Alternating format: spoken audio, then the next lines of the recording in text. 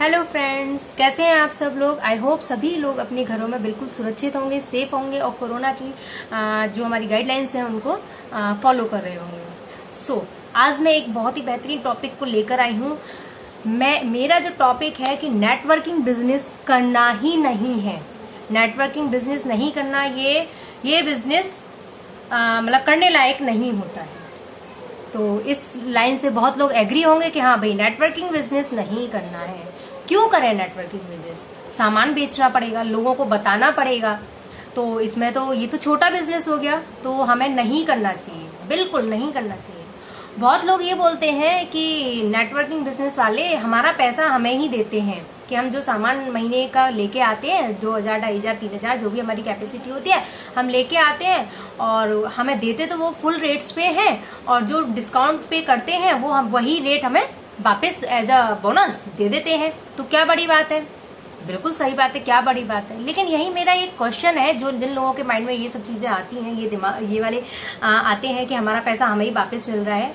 तो जो लोग 1 लाख, 2 लाख, 10,000, मैं 10,000 की भी मैं बात करती हूँ, 10,000, 50,000 की इनकम पर हैं, तो क्या वो मंथली इतने का राशन ले रहे हैं? क्या वो मंथली इतने की कमाई, मतलब इतने के सामान प्रोडक्ट खरीद रहे हैं जो उन्हें कंपनी वापस उतने का उनको बेनिफिट दे देती है?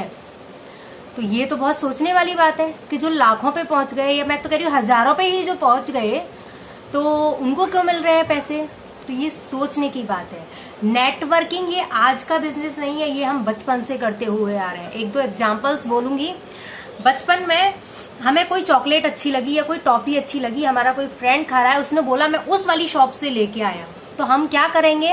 हम सीधे अपने पेरेंट्स को बताएंगे, या अगर हमारे पास उस टाइम पे पैसे थे तो हम गए उस शॉप पे और उस शॉप से वो चॉकलेट या वो टॉफी हमने ले ली। तो हमने उस शॉप के लिए क्या बना दिया? एक नेटवर्क बना दिया कि हम गए, हमसे किसी ने पूछा वो गया, फिर उससे किसी ने पूछा वो गया, तो नेटवर्क बन गया।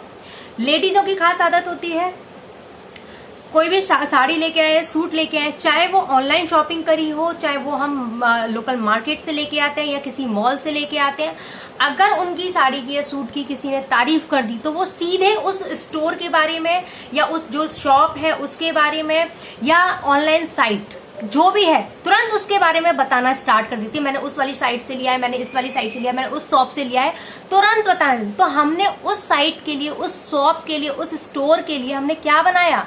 नेटवर्क ही तो बनाया। तो नेटवर्क तो हम पहले से ही करते हुए आ रहे हैं, लेकिन उस नेटवर्क में और इस नेटवर्क में फर्क क्या है कि वहां हम दूसरे की कमाई करवा रहे थे और यहाँ हम अपनी कमाई करने की सोच रहे हैं।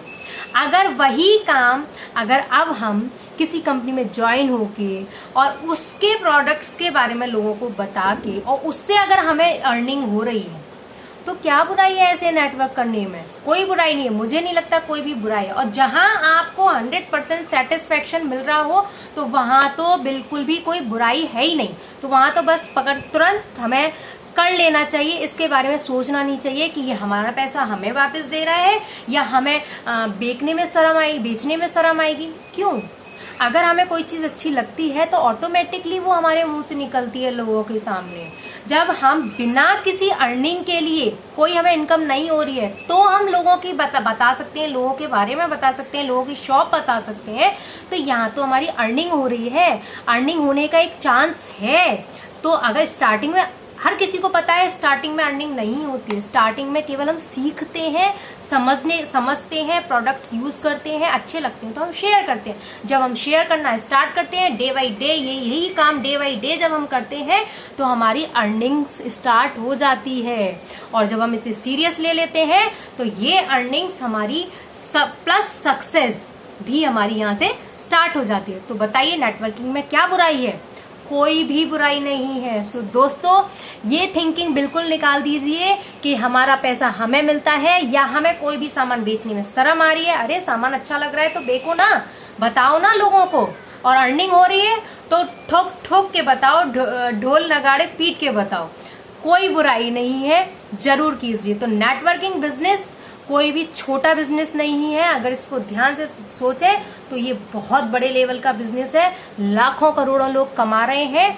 तो क्या हम नहीं, वो क्या अलग दुनिया से हैं? वो भी इसी दुनिया के हैं जो लोग कमा रहे हैं।